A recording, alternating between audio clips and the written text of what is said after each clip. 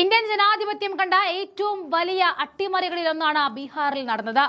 വോട്ടെണ്ണൽ കഴിഞ്ഞ മാസം 1 തികയും മുൻപ് ബീഹാറിലെ തെരഞ്ഞെടുപ്പ് ഫലം ഇപ്പോൾ സുപ്രീം കോടതിയുടെ പടിവാതിക്കൽ എത്തി നിൽക്കുകയാണ്.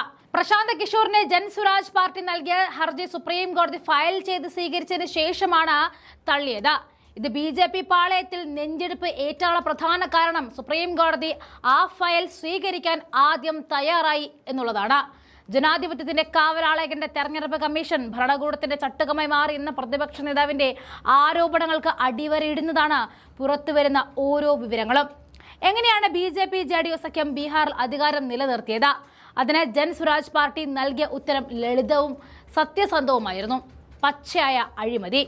ഗൗരവപരമായ ആരോപണങ്ങളായിരുന്നു ജൻസ്വരാജ് പാർട്ടി ഹർജിയിൽ ഉന്നയിച്ചത്.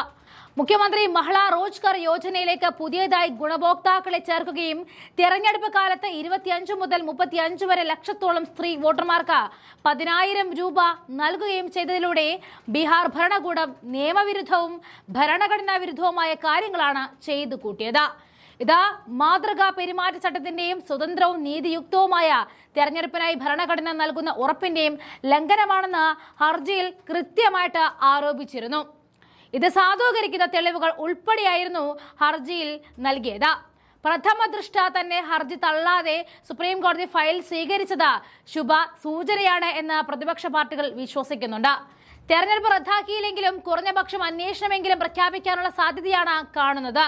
തെരഞ്ഞെടുപ്പ് സമയത്ത് വോട്ടർമാർക്ക് പണം നൽകുന്നത് ഭരണഘടനയുടെ 14, 21, 112, 202, 324 എന്നീ വകുപ്പുകളുടെ ലംഘനമാണെന്ന് പ്രശാന്ത് കിഷോറിന്റെ പാർട്ടി ചൂണ്ടിക്കാണിക്കുന്നുണ്ട്.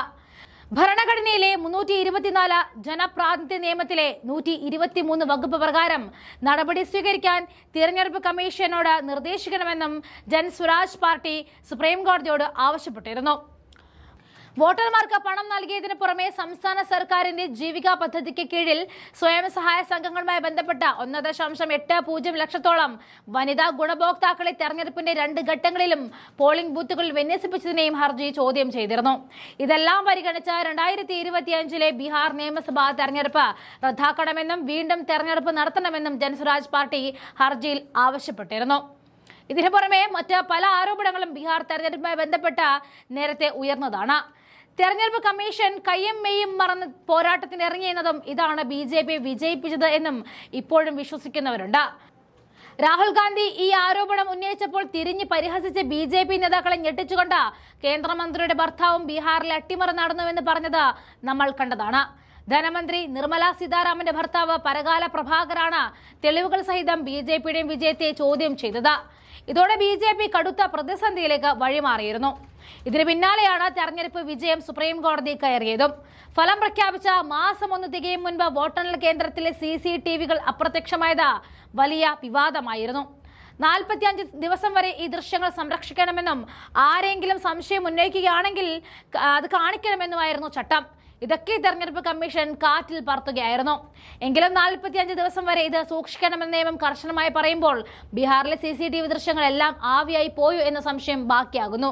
ബീഹാർ നിയമസഭാ തെരഞ്ഞെടുപ്പിലെ പോളിംഗ് ബൂത്തുകളിൽ നിന്നും CCTV ദൃശ്യങ്ങൾ ആവശ്യപ്പെട്ട് നൽകിയ വിവരാവകാശ അപേക്ഷയിൽ കാറ്റിൽ പറത്തിക്കൊണ്ടാണ് തെരഞ്ഞെടുപ്പ് കമ്മീഷൻ എത്തിയത്. ബീഹാർ തെരഞ്ഞെടുപ്പിലെ 243 മണ്ഡലങ്ങളിലും CCTV ദൃശ്യങ്ങൾ പ്രതിപക്ഷം ആവശ്യപ്പെട്ടതാണ്. തെരഞ്ഞെടുപ്പ് കമ്മീഷന്റെ അനാസ്ഥയാണ് ഇതെന്ന് ഒരു വിഭാഗം വാദിക്കുന്നുണ്ട്.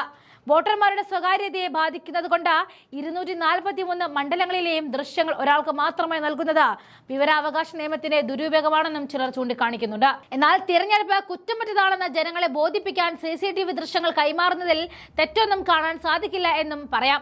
ബീഹാറിലെ CCTV ദൃശ്യങ്ങൾ നശിപ്പിച്ചിരിക്കാം എന്ന് അതുകൊണ്ട് തന്നെയാണ് കമ്മീഷൻ ഉരുണ്ട് കളിക്കുന്നത് എന്ന ആക്ഷേപം ഉയർന്നു കേട്ടു. തെരഞ്ഞെടുപ്പ് റദ്ദാക്കണം എന്നാണ് ജൻസ്വരാജ് പാർട്ടിയുടെ ഇപ്പോഴത്തെ ആവശ്യം. സുപ്രീം കോടതിയിലെ ചീഫ് ജസ്റ്റിസ് സൂര്യകാന്ത് അധ്യക്ഷനായ ബെഞ്ച് ഈ കേസിന്റെ ഹർജി ഫയൽ സ്വീകരിച്ചതിന് ശേഷമാണ് തള്ളിയത് എന്നതും വലിയ പ്രതീക്ഷയാണ് നൽകുന്നത്.